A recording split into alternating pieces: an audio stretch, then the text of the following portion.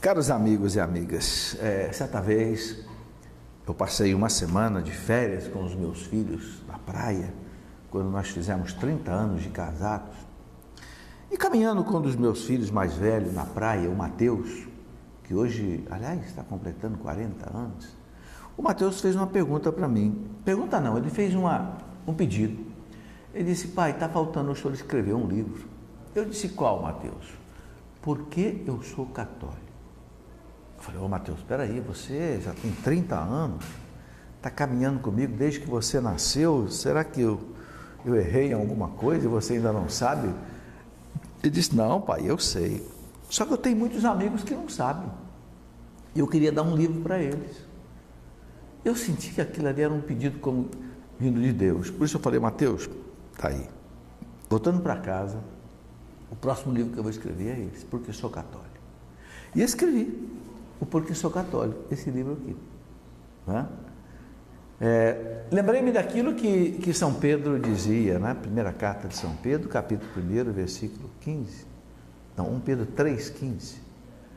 Estai preparados para dizer aos outros qual é a razão da vossa esperança, da vossa fé, da vossa caridade.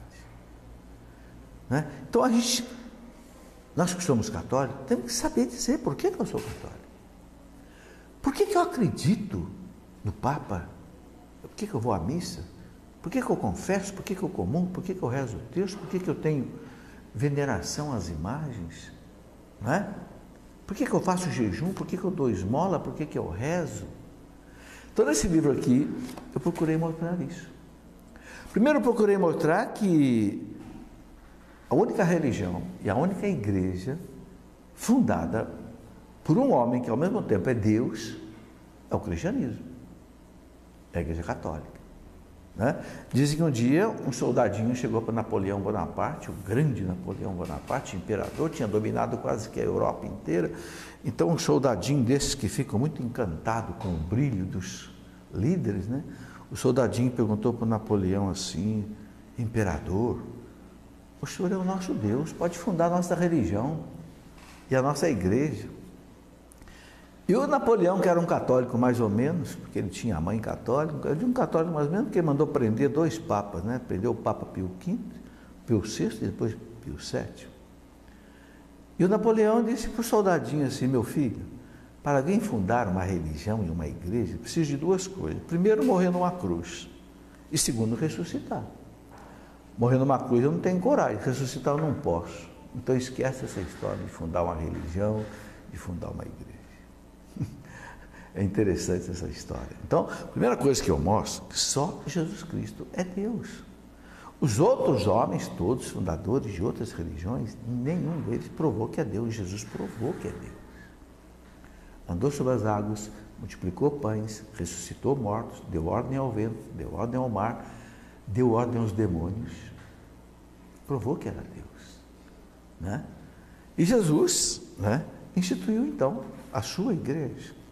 Sobre ti, Pedro, edificarei a minha igreja. A minha. Preste bem atenção nesse pronome possessivo.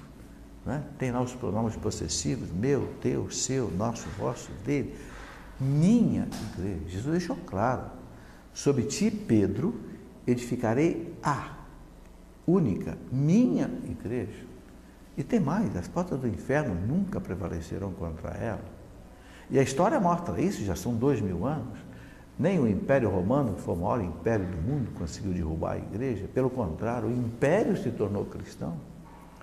Lá no ano 385, o grande imperador católico Teodósio instituiu o cristianismo como a religião oficial do império.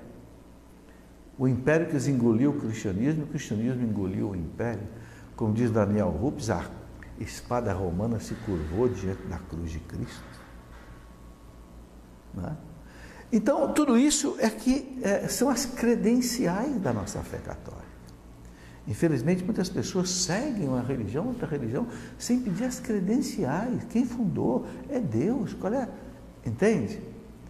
O cristianismo tem credenciais. Os evangelhos, que provam tudo. No século XVIII, os racionalistas quiseram destruir os evangelhos, inimigos da igreja que eram mostrar para o mundo que os evangelhos eram uma farsa. E eles quebraram a cara. Eles provaram que o mundo que os evangelhos são uma obra-prima. Um dos grandes daqueles racionalistas, Harnack, alemão, disse que nós trabalhamos 50 anos para tentar destruir os evangelhos, e o que nós conseguimos foi construir um pedestal para a igreja colocá-lo em cima. Quer dizer, nós, inimigos da igreja, dissemos para o mundo que os evangelhos são autênticos. E são estes evangelhos que mostram que Jesus é Deus, que fundou a Igreja Católica, a única igreja sobre Pedro e sobre os apóstolos.